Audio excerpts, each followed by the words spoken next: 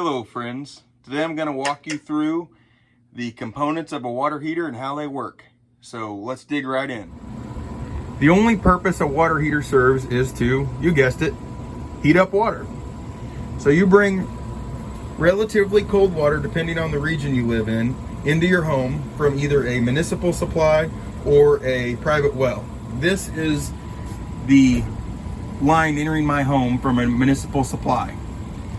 This water line comes in and goes up and feeds my manifold. Yours might look a little different. You might not have a home manifold.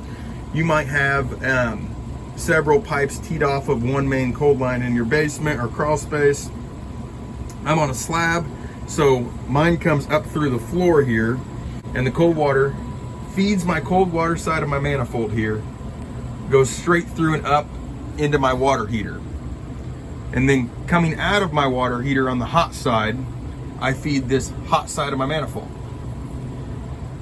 So how does a water heater work? Cold water enters the tank here on this right side, and you can see, yep, it's marked cold on the water heater itself, and hot is stamped on this side right there. Cold water enters my water heater through this water line.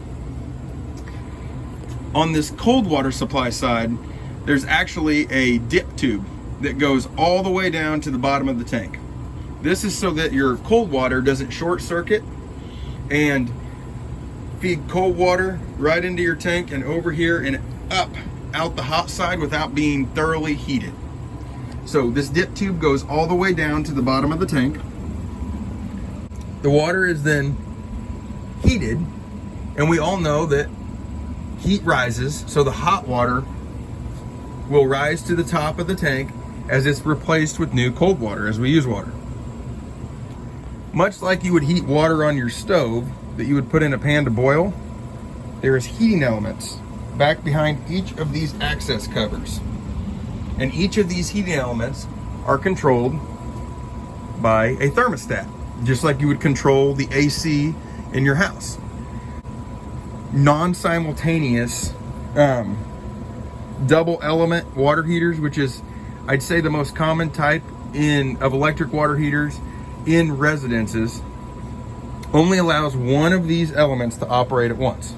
The top element here is going to be your master control. The bottom one will never operate as long as the top one is not satisfied. And when I say satisfied, I mean the temperature is below what you have your thermostat set on. I went ahead and pulled off these access covers on the top and the bottom heating elements so I could show you guys the components inside and show you just how simple this operation is. So as you can see, we've got really two main pieces of equipment in here. This on the top is your thermostat, and this is where we control when to send voltage to this heating element. And this heating element, like I said, very similar to that on your stove, is used to supply heat to your water heater when it gets power. So the bottom is very similar. You can see there's a thermostat, and there is your heating element. On both of these thermostats, you can see right here, there is, you guessed it, a way to set the temperature. And most manufacturers do not recommend you exceed 125 degrees because they say anything over that, it could potentially cause burns. This red button on the top thermostat is a protection.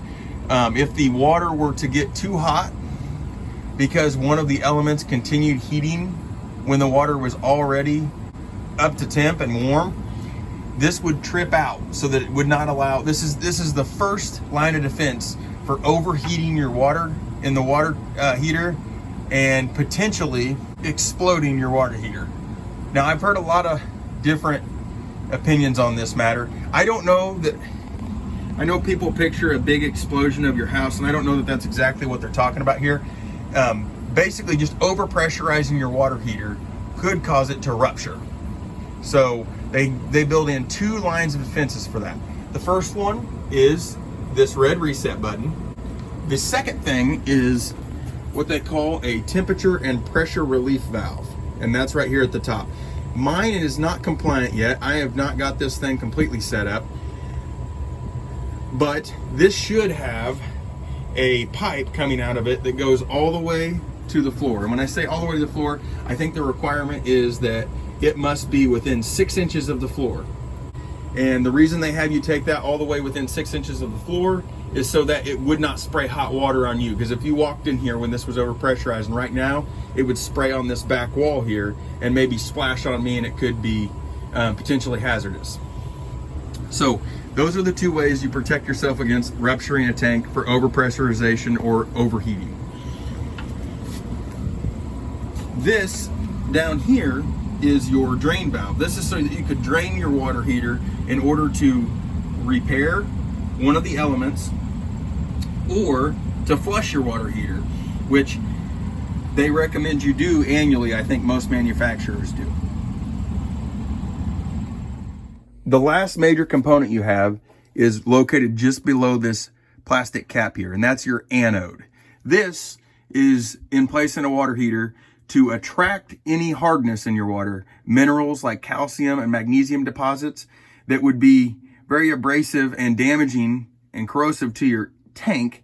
This anode rod is in place to be sacrificial so that those minerals will attach to it and corrode it before they would your tank.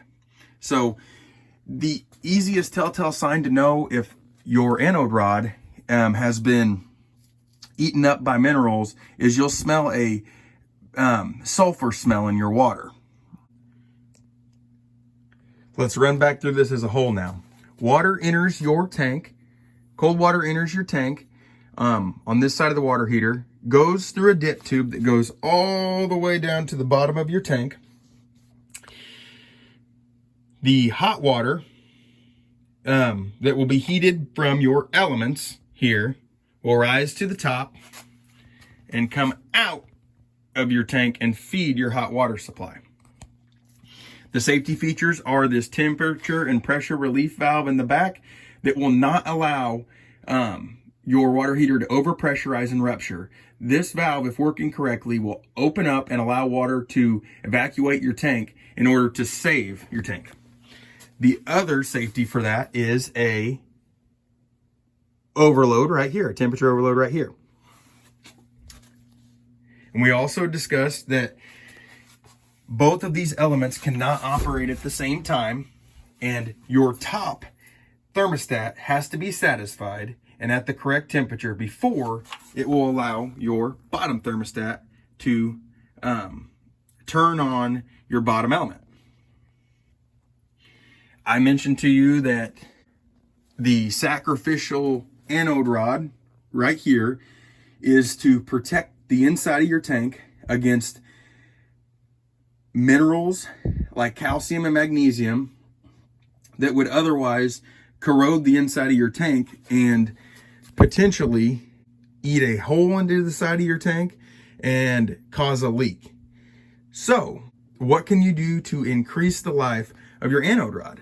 Well, if you are on city water or a well and do not have a water softener where you have hard water entering your water heater, one thing that you need to do is every year you need to hook a garden hose up here to this bottom drain valve and run it outside or into a drain like this one here and open that valve. You don't have to turn off any other water supply valves or turn off power to the tank. All you do is hook a garden hose up and run a hose outside or into a drain, and you open that and you let it flush out your tank. This will help get rid of all those minerals that are damaging to your tank. Because if you don't do this and you let it build up over a several year span, you will eventually have solids of minerals that build up to this bottom element.